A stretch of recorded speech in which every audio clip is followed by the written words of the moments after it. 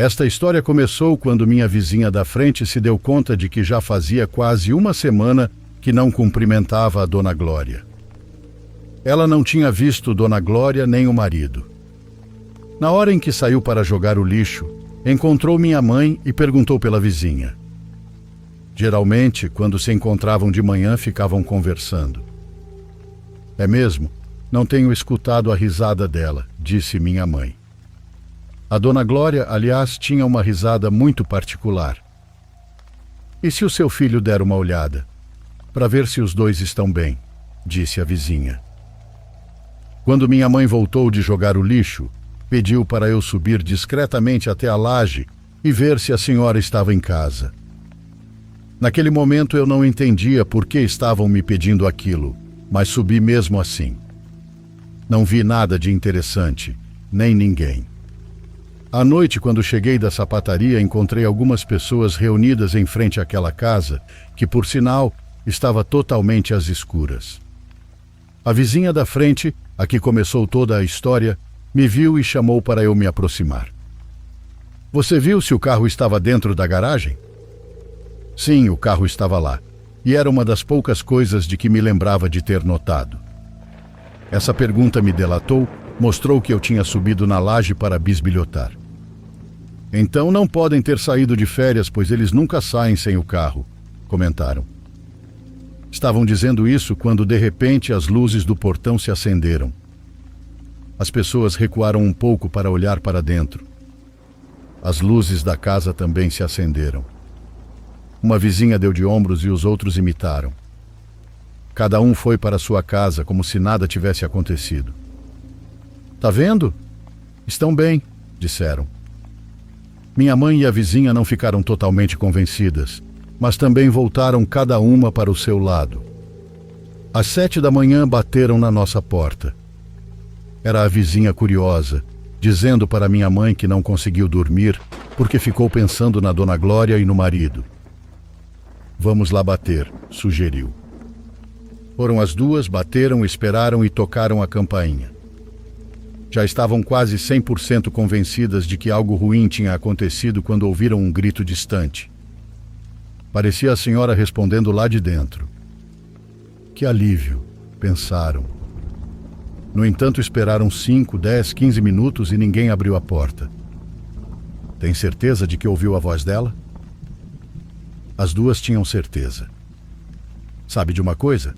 Agora fiquei preocupada, disse a vizinha. As duas chegaram à conclusão de que havia um último recurso antes de chamar a polícia para forçar a entrada. Havia uma purificadora de água na avenida e o rapaz que faz as entregas dos galões tinha a chave da casa. Foram procurá-lo no comércio e esperaram meia hora porque o local ainda não tinha aberto. Abordaram o garoto assim que o viram chegando na moto. Se bem me lembro, já faz mais de uma semana que eles não pedem galões, disse ele. A vizinha perguntou se eles compravam com frequência e o rapaz respondeu que 3 por semana, porque até os cachorros bebiam água filtrada. É verdade, os cachorros, lembrou a vizinha. Não se ouvem mais os cachorros, ela disse para minha mãe. Foram então minha mãe, a vizinha e o rapaz da purificadora direto para a casa da Dona Glória. Que trabalheira que estava dando tudo isso. Mas pense bem, você não gostaria que seus vizinhos ficassem de olho em seus pais, naquela tia que mora sozinha, ou naquela amiga que foi estudar em outra cidade? Eu acho que é muito bom ter pessoas assim por perto. Bom, entraram, acenderam as luzes, procuraram no andar de baixo e no de cima. Não havia ninguém. Mas sabe o que mais também não havia? Sinais de que tivessem saído às pressas. Tudo estava em seu lugar, como se no meio da tarde a senhora, o marido e os 2 cachorros tivessem virado fumaça. Também não havia sinais de violência, nem parecia faltar nada. Havia até ração nos 2 potes de metal. Quando buscaram no Jardim dos Fundos, levaram o maior susto de suas vidas. Lá havia 4 covas improvisadas, 2 grandes e 2 pequenas. A terra ainda parecia recém-remexida. Minha mãe e companhia não teriam acreditado no começo se não fosse pelas cruzes, lápides e nomes. Dona Glória, seu marido Felipe e os 2 cachorros. Dá arrepio só de lembrar. Não havia quem nem como. O que aconteceu com eles? Quem fez isso? Quem foi primeiro? Quem enterrou quem? Repito, não havia sequer sinais de arrombamento. As autoridades foram envolvidas depois que não se conseguiu localizar os filhos do casal. O imóvel virou cena de crime e só pessoas autorizadas podiam entrar. Pede para o seu filho subir, disse a vizinha para minha mãe. Elas não subiam porque para chegar à laje da minha casa só havia uma escada de madeira difícil de descer. Subi para olhar bem na hora em que as covas estavam abertas. E adivinha? Havia 5 corpos. Não que a gente achasse que não haveria, mas tínhamos esperança de que, por não ter explicação, não fosse verdade. Fiquei lá um tempo até terminarem de colocar tudo em sacos pretos e depois desci. Sou testemunha, assim como os policiais, os vizinhos e o pessoal da caminhonete branca, que quando estavam prestes a fechar a porta da casa, ouviram uma gargalhada vinda do fundo. Foi uma risada inconfundível da senhora que morava ali. Até hoje não se sabe direito o que aconteceu, mas muitos dizem que aqueles 2 senhores eram envolvidos com magia negra. Nem minha mãe tem certeza sobre isso, mas a risada até hoje é a coisa mais macabra que já presenciei.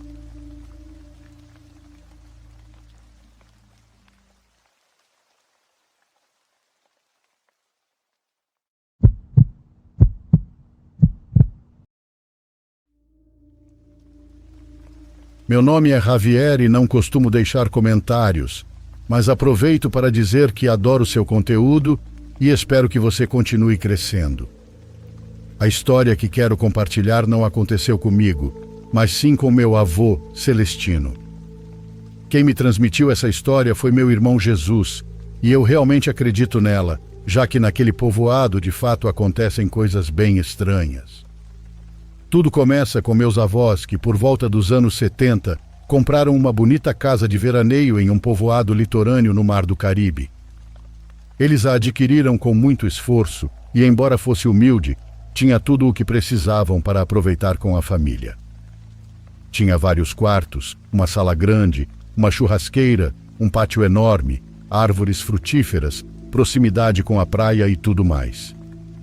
Durante muito tempo, eles iam 3 ou 4 vezes por ano para essa casa, passando longos fins de semana por lá e até temporadas inteiras de férias.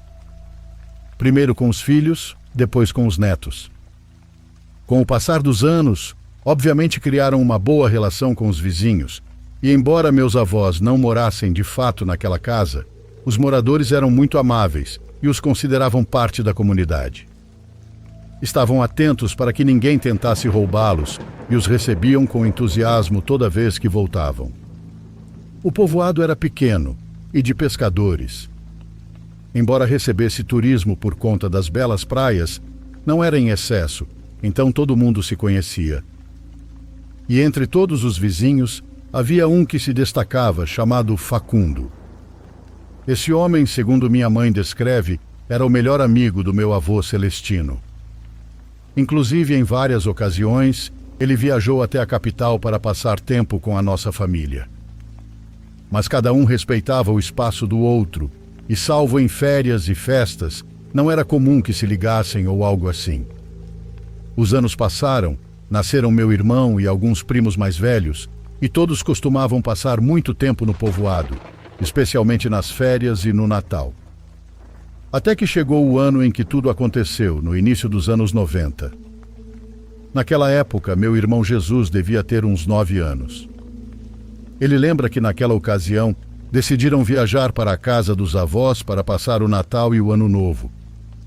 A casa estava cheia de tios, primos, todo mundo se divertindo muito. Agora mudamos para a perspectiva do meu avô. Ele e os filhos estavam reunidos em volta de uma fogueira, bebendo e conversando quando ouviu o portão de metal da casa se abrindo. Virou para ver quem chegava e viu seu velho amigo Facundo. Levantou-se entusiasmado para lhe dar um abraço e, segundo contou depois ao meu irmão, notou que Facundo estava um pouco fraco no abraço. Facundo era pescador, um homem bruto por conta do trabalho, mas meu avô Celestino não deu muita importância, já que ambos estavam perto dos 70 anos naquela época. Eles tiveram uma conversa agradável sobre a vida e trocaram votos de felicidade, mas meu avô percebeu que Facundo parecia triste. Perguntou a razão e, sem hesitar, o homem respondeu que estava triste porque não havia conseguido passar o ano novo com sua família, sem dizer o motivo. Meu avô o convidou a ficar com eles. Afinal, também era parte da família, mas ele recusou dizendo que queria passar a noite visitando todos os vizinhos. Antes de ir, agradeceu a Celestino por todos os anos de amizade. Meu avô não entendeu muito bem por que ele dizia aquilo, mas não deu tanta importância, já que no ano novo as pessoas tendem a ficar sentimentais. Facundo disse que iria até a casa da família Fernandes para desejar feliz ano e voltou pelo mesmo caminho. Aqui é onde tudo fica estranho. Quando Celestino retornou à fogueira, minha avó Teresa perguntou o que ele tinha ido ver. Ele respondeu que era Facundo, mas minha avó estranhou, dizendo que não tinha visto ninguém dali e pensou que ele só tivesse ido olhar a rua. Pelo visto, ninguém da fogueira tinha visto Facundo. Achando que estavam fazendo uma brincadeira ou que as chamas da fogueira tinham confundido sua visão, meu avô decidiu sair para procurá-lo. A casa dos Fernandes, os vizinhos mais próximos, ficava a uns 100 metros no fim da rua. O caminho era de terra, rodeado de vegetação, e apesar da iluminação ruim, as luzes das casas permitiam enxergar o suficiente. Chegando lá, encontrou Facundo saindo da casa. O cumprimentou novamente e perguntou se já tinha terminado a visita. Com um tom estranho, Facundo respondeu que eles não quiseram falar com ele. Naquele momento, meu avô começou a desconfiar, pensando se seu amigo tão bondoso teria cometido algum crime horrível. Perguntou o motivo de o tratarem assim, e Facundo apenas disse que não sabia, antes de mencionar que iria visitar outros vizinhos. Quando disse isso e se virou para ir embora, Celestino o observou de cima a baixo e sentiu o coração disparar. Facundo não tinha pés. A iluminação não era tão ruim para não perceber isso. Alguns metros depois, o homem simplesmente se fundiu às sombras da noite, deixando meu avô petrificado. Quando contou essa história ao meu irmão, não foi exato sobre quanto tempo demorou para reagir, mas quando conseguiu, a primeira coisa que fez foi perguntar aos Fernandes se Facundo tinha realmente tentado visitá-los. Eles o receberam bem e conversaram um pouco até que meu avô Celestino fez a pergunta. Os Fernandes se entreolharam confusos antes de responder. Celestino, o senhor não soube? O senhor Facundo morreu no começo deste mês. Incrédulo, meu avô insistiu que aquilo era impossível, pois tinha acabado de vê-lo e conversou com ele. Os Fernandes lamentaram, dizendo que o que ele havia visto era um espírito, uma alma penada. Muitos já o tinham visto vagando pelas ruas e trilhas naquele mês. Alguns até o insultavam, pensando que ele só queria assustar. Meu avô voltou para casa arrastado e contou a notícia a todos. Meu irmão também se lembra desse momento, porque vários dos tios começaram a chorar, já que conheciam Facundo havia muito tempo. Na manhã seguinte, foram visitar a casa onde estavam sua esposa e filhos. Quanto a não terem avisado, a explicação foi que a agenda de contatos dele, onde estavam todos os números de telefone, se perdeu no acidente de trânsito que tirou sua vida. Fora que, como eles chegaram ao povoado bem perto das festas, preferiram não contar para não estragar a celebração de meu avô. No fim, essa história ficou marcada na memória de toda a família. Mesmo após a morte do meu querido avô, continuaram a contá-la. Naquele povoado acontecem coisas estranhas. Eu mesmo já vi figuras misteriosas caminhando na beira da praia à noite. Luzes, sombras que se projetam sem nenhuma fonte de luz. Por isso acredito cegamente na história do meu avô. Inclusive, em uma noite de Ano Novo, eu mesmo vi uma sombra passando em frente à casa, já de madrugada. Talvez fosse apenas um transeunte, alguém de visita, mas a forma como se movia me fez sentir que aquilo não era natural. Quem sabe, talvez fosse o Sr. Facundo. Naquele povoado acontecem coisas estranhas.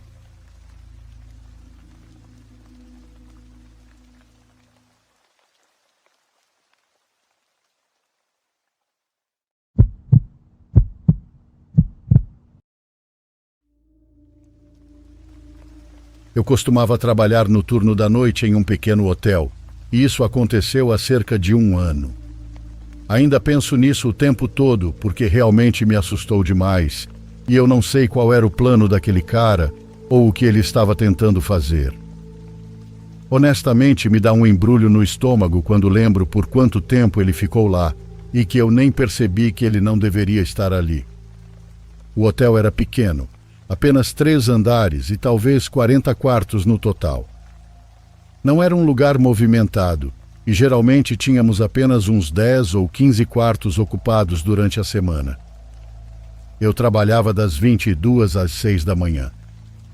Normalmente era bem entediante e silencioso, o que para mim estava ótimo.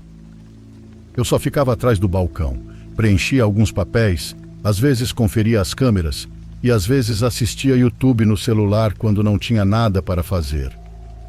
O saguão não era grande, só o balcão, alguns sofás ao lado com uma TV e algumas máquinas de venda automática no canto. Atrás do balcão tinha um pequeno escritório com um computador, uma cadeira e uma janela de vidro para que eu pudesse ver o saguão enquanto estava sentado lá dentro. À noite, as portas da frente trancavam automaticamente, então os hóspedes precisavam apertar o botão de chamada e eu apertava outro botão para deixá-los entrar. Normalmente nada acontecia depois da meia-noite, exceto algum hóspede chegando tarde, mas uma noite esse homem apareceu por volta das 23, e tudo sobre isso ainda me dá um frio no estômago quando penso. Ele apertou o botão para entrar e eu o deixei passar. Parecia ter uns 40 e poucos anos, alto, meio magro, estava usando jeans, boné e carregava uma mochila. Ele veio até o balcão e perguntou se tínhamos um quarto para aquela noite. Respondi que sim e disse o preço. Ele fez que sim com a cabeça e tirou um cartão. Passei o cartão, ele foi aprovado e entreguei a ele o cartão de acesso para o quarto 214, no 2º andar. Lembro que ele me olhou por um segundo a mais do que o normal antes de sair. Ele tinha uma expressão meio neutra e seus olhos ficaram fixos em mim por uns 4 segundos depois que entreguei o cartão. Então ele se virou e foi em direção ao elevador. Nada naquilo parecia perigoso de imediato, mas foi o suficiente para eu prestar atenção nele. Depois disso, sentei de volta na cadeira e fiquei no celular por um tempo. Por volta da meia-noite, olhei para cima e ele estava de volta ao saguão. Ele não veio até o balcão, apenas passou por mim e se sentou nos sofás na área de estar. A TV estava desligada, mas ele apenas se sentou lá, de frente para ela. Pensei que talvez ele não conseguisse dormir ou algo assim. Alguns hóspedes às vezes ficam no saguão, então não achei tão estranho. Mas depois de meia hora percebi que ele estava literalmente só sentado ali, sem fazer nada. Não estava no celular, lendo ou cochilando, apenas olhando fixamente para a tela desligada. Levantei em um momento para pegar água na máquina de vendas, e quando atravessei o saguão, senti ele virar a cabeça e me seguir com o olhar o caminho todo. Não olhei diretamente para ele, mas senti seus olhos em mim até voltar para trás do balcão. Isso me deu uma sensação muito ruim. Por volta da 1 da manhã, eu estava mexendo no sistema de reservas no computador porque estava sem nada para fazer e foi aí que notei algo estranho. Abri a lista de quartos ocupados e vi que o quarto 214 aparecia como vago. Murmurei "que porra é essa?" e conferi de novo, porque eu literalmente tinha acabado de fazer o check-in dele 1 hora antes. Achei que talvez tivesse cometido um erro, então olhei os registros de check-in e não havia nada sobre ele. Nenhum nome, nenhuma cobrança, nada. Fui então à tela de transações para confirmar se o cartão tinha sido aprovado e não havia nada. Lembro que fiquei confusa demais, porque eu tinha certeza que passei o cartão e ouvi o bip de aprovação, mas não havia nada no sistema. Foi então que peguei o telefone e liguei para o quarto reservado. Chamou umas 10 vezes, mas ninguém atendeu. Depois conferi o registro de entrada do cartão do quarto, que mostra se a porta foi aberta naquela noite, e não havia registro nenhum. Ninguém tinha entrado no quarto. Foi quando percebi que ele nunca tinha ido para o quarto depois que entreguei o cartão. Olhei de volta para a área de estar e lá estava ele, ainda sentado, olhando para a TV desligada. Comecei a sentir um aperto horrível no peito. Fiquei sentada debatendo o que fazer. Parte de mim pensou que talvez o sistema tivesse dado algum erro, mas o fato de não haver registro de entrada nem cobrança deixou claro que ele não estava hospedado. Esperei mais uns 20 minutos apenas o observando. Por volta da 1h30 da manhã, fui até ele e perguntei se estava tudo bem. Ele virou a cabeça, me olhou sem expressão nenhuma e disse que só não conseguia dormir. Então voltou a olhar para a televisão. Balancei a cabeça e voltei para trás do balcão, mas minhas mãos estavam tremendo agora. Por volta das 2 horas, percebi que ele não estava mais sentado na área de estar. Meu estômago gelou imediatamente porque eu não o vi no saguão. Olhei ao redor e então o vi parado no fim do corredor, perto dos banheiros, meio escondido no escuro. Ele estava apenas parado, olhando para a parede. Continuei fingindo que estava no computador, mas ficava olhando para ver se ele se mexia. Ele ficou lá por um tempo. Depois voltou lentamente e sentou de novo como se nada tivesse acontecido. Liguei para minha gerente em casa e expliquei o que estava acontecendo. Ela parecia cansada e disse apenas para eu ficar de olho e chamar a polícia se ele fizesse algo ameaçador. Lembro que desliguei pensando que aquilo já era ameaçador, mas não sabia o que mais fazer. Depois disso, conferi as câmeras de segurança. Vi ele no corredor do 1º andar. Ele foi até o fim do corredor, ficou parado lá por vários minutos, depois voltou. Mais tarde entrou na escada de emergência e ficou lá uns 10 minutos. Não sei o que ele estava fazendo. Cada vez que eu levantava os olhos do computador, ele estava em algum lugar diferente. Perto das máquinas de venda, perto do elevador, e uma vez parado no canto do saguão onde a luz não chegava direito. Ele estava sempre observando. Por volta das 3h30 eu não aguentei mais e liguei para o número de emergência não prioritária da polícia e expliquei que havia um homem no hotel que eu achava que não era hóspede. Eles disseram que mandariam alguém.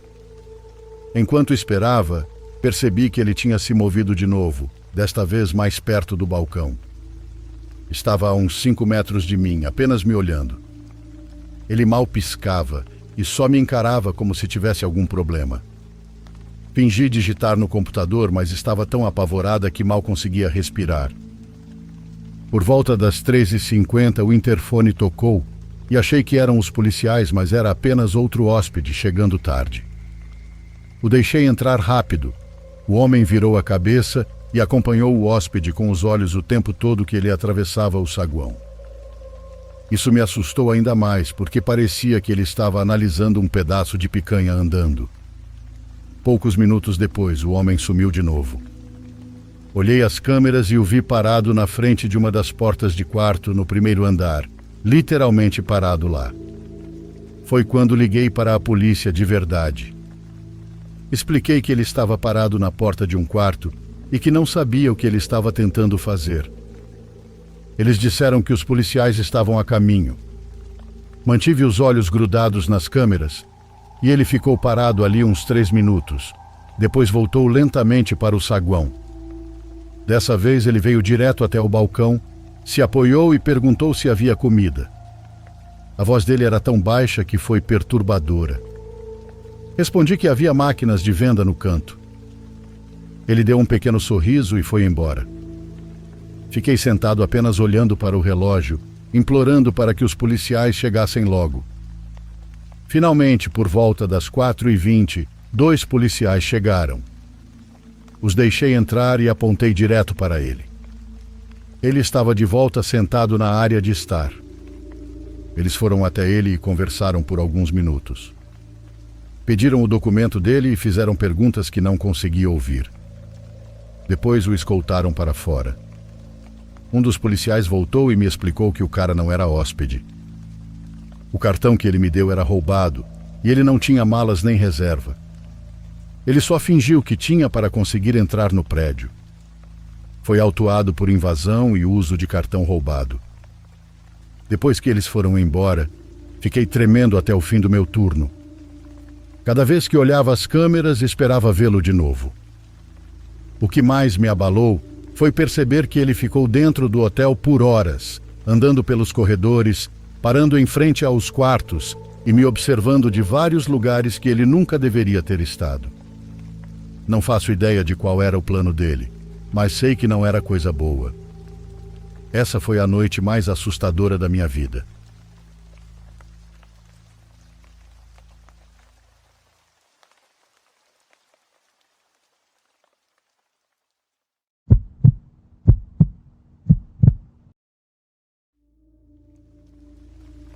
Isso vai ser muito estranho. Várias vezes tentei escrever algumas das histórias da minha família para compartilhar com vocês, mas nunca conseguia. Algo me impedia de terminar. Porém, sempre deixei de fora a pior de todas, a que aconteceu comigo. Talvez a mais inexplicável da história da minha família. Se no final vocês não entenderem, se não conseguirem construir uma explicação na cabeça sobre o que aconteceu, não se preocupem. Eu me sinto exatamente igual. Sejam bem-vindos à minha história. Quando eu era criança, costumava visitar muito minha tia Susana, tia da minha avó. Ela era uma senhora muito católica, devota, daquelas pessoas que não faltam a uma missa sequer e que todo mundo do bairro conhecia porque sempre ajudava os outros. Se alguém precisava de comida, ela convidava para a mesa.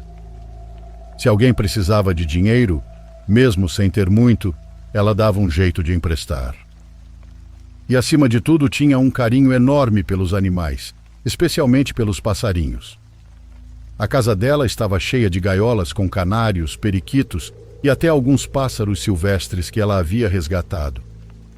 Quando eu ou alguma das minhas primas dormíamos lá, ela sempre dizia a mesma coisa. Vocês não precisam se preocupar com nada, filhas. A única coisa que tem que fazer é respeitar a Cecília. Nós nunca entendemos bem a que ela se referia. Achávamos que falava de algum dos seus pássaros, ou como era a teoria que mais gostávamos, que se referia a um manequim que ela guardava no quarto onde tecia, porque era terminantemente proibido entrar naquele cômodo. E como crianças já dá para imaginar que o proibido é justamente o que mais chamava a nossa atenção. Às vezes brincávamos dizendo que o manequim tinha vida e se chamava Cecília, mas nunca passou disso, e nunca vimos nada de estranho. Quer dizer, até aquela ocasião em que só ficamos eu e Ivone. Geralmente éramos várias primas dormindo juntas, mas naquela vez, por alguma razão, ficamos apenas nós duas. Não sei se foi por estarmos mais à vontade, ou se por sermos menos também ficamos mais curiosas, mas naquela noite tudo mudou. Minha tia repetiu o mesmo de sempre. Meninas, já vou dormir, lembrem-se, respeitem a Cecília. Mas com a idade que tínhamos, quisemos saber mais. Perguntamos quem era, se falava do manequim, de algum dos pássaros, ou de algo que guardava. E eu me lembro perfeitamente do rosto dela nesse momento. A expressão da tia Susana mudou no mesmo instante. Deixou de ser a senhora doce e sorridente de sempre e ficou séria, com um olhar que eu nunca tinha visto. Então ela disse: Não fiquem perguntando demais, Apenas respeitem. E lembrem-se, depois das 9, ninguém sai do quarto. Isso só aumentou nossa curiosidade, porque foi a primeira vez que ela respondeu assim.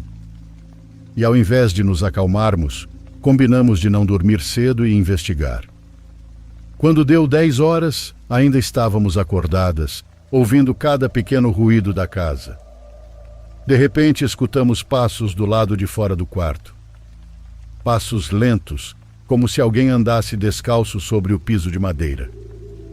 Minha tia dormia no segundo andar e nós estávamos no térreo, então não fazia sentido que fosse ela. Mesmo assim, pensamos que talvez tivesse descido para pegar água ou ver os passarinhos. Mas o medo falou mais alto, embora a curiosidade fosse ainda maior. Resolvemos espiar. No início não entendemos o que estávamos vendo, mas havia algo lá fora. Sim, parecia uma sombra que subia pela parede, mas logo estava alto demais, quase colada ao teto. Eu teria jurado que era imaginação minha, mas então aquilo se moveu. A silhueta caminhava pela parede como uma aranha e depois continuou pelo teto, sumindo aos poucos na escuridão do corredor, como se deslizasse. Naquele momento, o grito engasgou na nossa garganta. Corremos para dentro do quarto, trancamos a porta e ficamos em silêncio, tremendo. Nos olhamos e sabíamos a mesma coisa. Não tinha sido ilusão, as duas vimos. Era uma mulher andando pelas paredes como uma aranha. Tentamos dormir à força, mas era impossível. Foi então que Ivone me agarrou o braço e disse baixinho que estava ouvindo de novo passos, mas desta vez vinham do teto. Aquela coisa estava andando em cima de nós. De repente os passos correram forte pelo corredor, e o pior foi ouvir logo depois os gritos dos passarinhos. Gritavam como se estivessem sendo sacudidos dentro das gaiolas, como se alguém os maltratasse. Fomos covardes. Tapamos os ouvidos chorando, sem coragem de sair. Éramos apenas crianças. Não sei o que aconteceu depois, só lembro que a tia Susana se levantou cedo, antes do amanhecer, como sempre fazia. Mas naquela manhã não se ouvia sua voz alegre, e sim o seu choro. Quando saímos do quarto para ver, nos deparamos com uma cena terrível. Várias gaiolas estavam abertas e alguns passarinhos mortos no chão. Pareciam mordidos, como se algo tivesse os atacado e largado pela metade. A tia, chorando, nos xingou. Disse que tínhamos saído do quarto, que não respeitamos a Cecília. Nós juramos que não saímos, que ficamos ali dentro, mas ela não acreditou. Pedimos para os pais da Ivone virem nos buscar e depois disso nunca mais dormimos naquela casa. A tia Susana mudou depois desse episódio. Deixou de receber visitas e mal saía de casa. Dizem que morreu sozinha. A casa ficou abandonada e desocupada há anos por brigas judiciais. A única coisa que alguém se atreveu a resgatar foram os passarinhos que ainda estavam vivos. Fora isso, a casa deve estar agora habitada por aquilo que vimos.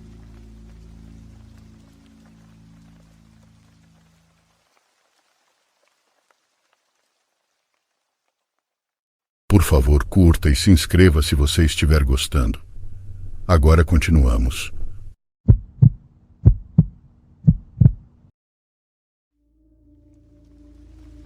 Trabalhei como faxineiro em uma escola de ensino médio por 3 anos. Eu era o cara mais novo da equipe, então na maior parte do tempo eu ficava com os turnos da noite. O prédio era enorme, com 4 andares e 2 ginásios, e à noite, quando estava vazio, parecia um labirinto gigante. A regra era ir andar por andar, sala por sala, apagando as luzes, esvaziando o lixo e trancando as portas. Normalmente levava a noite inteira para cobrir tudo, e se você tentasse correr, acabava esquecendo alguma coisa. Numa sexta noite eu estava trabalhando sozinho porque um dos outros zeladores não veio. Ele disse que estava doente, mas tenho minhas dúvidas. Normalmente trabalhávamos em dupla, então eu não estava acostumado a ser o único de plantão. No começo, o turno foi normal. Comecei no primeiro andar, esvaziando lixeiras, limpando superfícies e passando o esfregão nos corredores. As luzes em alguns corredores antigos piscavam, o que fazia as sombras saltarem, mas eu me dizia que não era nada. Por volta da meia-noite subi até o terceiro andar. Aquele andar sempre me dava mau pressentimento porque era mais silencioso que os outros. Tinha muitas salas antigas que não eram mais usadas, algumas trancadas permanentemente e outras que eram só depósitos cheios de livros, móveis quebrados e equipamentos de laboratório velhos. Enquanto eu caminhava pelo corredor, passei pelos armários. O clique metálico das portas e o eco das minhas botas me fizeram pular algumas vezes, mas fiquei repetindo para mim mesmo que era normal. Eu estava na metade de passar o esfregão em um dos corredores principais, quando notei que uma porta a cerca de 6 metros estava aberta. Isso me chamou a atenção imediatamente porque eu já tinha checado todas as salas mais cedo e todas as portas tinham sido trancadas. Meu primeiro instinto foi passar por ela rapidamente e ignorar, mas algo me fez parar. Encostei o esfregão na parede e fui até lá devagar, tentando fazer o mínimo de barulho possível. A porta era daquelas antigas de madeira de sala de aula com uma janelinha quadrada. Eu a empurrei devagar, iluminando o interior com minha lanterna. A sala parecia vazia, as carteiras estavam empilhadas nas paredes e havia caixas nos cantos. Nada parecia fora do lugar à primeira vista, mas então notei que uma das caixas perto da parede de trás havia sido movida. Estava inclinada, não alinhada com as outras, e havia marcas no piso. Eu sabia que tinha fechado aquela porta mais cedo e sabia que eu não tinha movido aquela caixa. Disse a mim mesmo que provavelmente era nada, só minha imaginação pregando peças porque eu estava cansado. Puxei a porta para fechá-la e voltei a passar o esfregão, mas minha mente continuava voltando àquela sala. Ficava pensando que deveria checar as janelas, pois talvez algum estudante tivesse entrado de alguma forma, mas todas as janelas estavam trancadas por dentro e as portas do corredor também. Tentei afastar a sensação de estar sendo observado e foquei na limpeza. Depois de terminar aquele corredor, desci para a escada para ir ao segundo andar. Ao passar por aquela mesma sala de novo, meu coração quase parou. A porta estava escancarada. Eu sabia que a tinha fechado antes. Aproximei-me devagar, espiei para dentro e a sala parecia normal, exceto que a caixa agora estava no centro do chão. Quem está aí? Esperei, mas houve silêncio, e então, vindo do fundo da sala, ouvi uma respiração lenta. Era alguém tentando ficar quieto, mas se certificando de que eu pudesse ouvir. Tentei me convencer de que era algum estudante se escondendo, mas como teria entrado? Eu era o único que deveria estar ali, e todas as portas estavam trancadas. Bati a porta com força e corri pelo corredor até a escada. Meu coração estava a 1000 e o suor escorria pelas minhas costas. Fiquei encostado na porta da escada, ouvindo. Debati ligar para meu supervisor, embora eu detestasse incomodá-lo no meio da noite. Finalmente liguei. Quando ele atendeu, contei o que estava acontecendo, tentando manter a voz firme. Ele disse que estaria lá em 20 minutos. Aqueles 20 minutos pareceram horas. Fiquei o mais longe possível daquela sala, olhando por cima do ombro a cada poucos segundos. Finalmente ele chegou e subimos juntos. Ele trazia uma lanterna grande e entrou direto na sala de aula. A caixa ainda estava no meio do chão. Procuramos em todo lugar, nos armários, debaixo das mesas e atrás das carteiras. Não havia nada. Ele sugeriu que eu estivesse apenas cansado ou imaginando coisas. Não discuti, mas eu sabia o que tinha ouvido. Tentei terminar o resto do turno com ele ali, mas ficava olhando para aquela sala o tempo todo.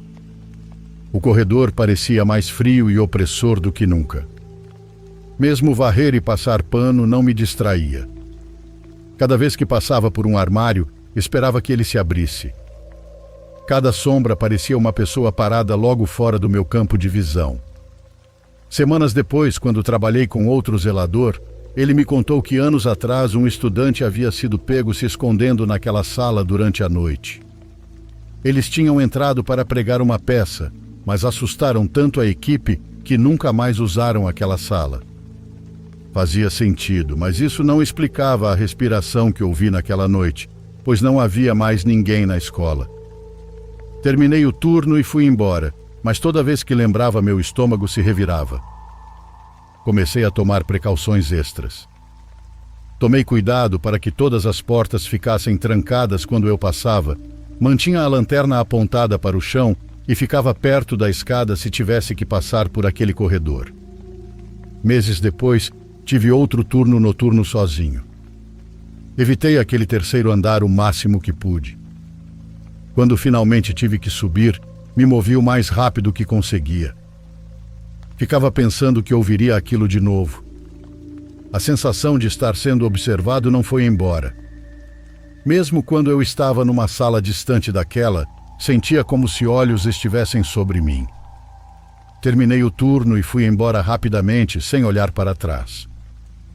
Recusei-me a trabalhar naquele andar sozinho novamente. Mesmo anos depois, eu o evitava sempre que podia. Nunca descobri se havia sido um estudante escondido ou outra coisa. Mas nunca vou esquecer o som daquela respiração, vindo de uma sala de aula que deveria estar vazia.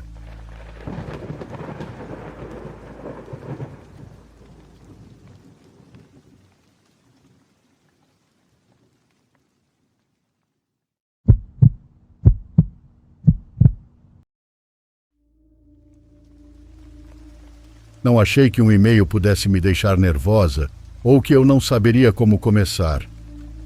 Precisei ouvir as introduções de outros relatos para pensar. Bom, é assim que quase todos começam. Então, olá, meu nome é Isa e te escuto desde 2023. Naquela época eu estava estreando meu primeiro carro e um dia fiquei sem minha assinatura de música. Entre as paradas nos semáforos e o trânsito por causa da chuva, encontrei um vídeo seu. Nele havia histórias de animais de estimação com comportamentos estranhos e suponho que sua maneira de dirigir as histórias me prendeu.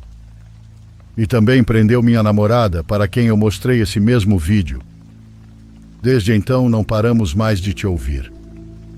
Hoje já moramos juntas e os relatos nos acompanham em tudo o que fazemos. Sempre hesitei em mandar meu relato porque não considero que seja de terror. Na verdade, acho que não tenho nenhuma experiência paranormal que realmente dê medo, além do fato de que recentemente temos ouvido batidas na porta do quarto de madrugada. Mas nada que realmente nos preocupe ainda. De vez em quando, porém, ouço relatos que sinto que se assemelham, e recentemente um muito parecido me fez sentir que havia espaço para o meu também. Minha bisavó teve 10 filhos, e há quase 24 anos o mais novo deles faleceu em um acidente de carro. Meu tio Tônio, tio-avô, porque era irmão da minha avó. Esse acontecimento obviamente marcou completamente a família. Ainda que nenhuma morte seja esperada, a dele era menos ainda. O filho mais jovem, um rapaz saudável, trabalhador, com seus 20 e poucos anos, e com uma filha de apenas 4 anos. Dias depois, minha tataravó também faleceu. Todos dizem que foi pela dor da ausência do neto. Enfim, toda essa situação foi muito pesada para minha bisavó, que passava dias inteiros sofrendo pela partida do filho. E mesmo com o passar do tempo, ela não conseguia virar a página. Todas as férias eu passava com meus tios e primos. Era triste como eram vividas essas férias desde a falta do meu tio, que era a principal companhia da minha bisavó naquela época. Todos os dias ela chorava. Muitas vezes, o que nos despertava era o som de seu choro no quintal ou até o cachorrinho dela que vinha nos alertar. Assim se passaram vários anos. Acho que eu tinha uns 9 quando sonhei com meu tio Tônio. No meu sonho eu estava dormindo e acordava na que em vida havia sido a casa dele. Luzes de carros passando pela rua me despertavam, e cada vez que essa luz iluminava o lugar, a casa deixava de parecer uma casa para se transformar apenas em um caminho, como uma estrada no meio do nada.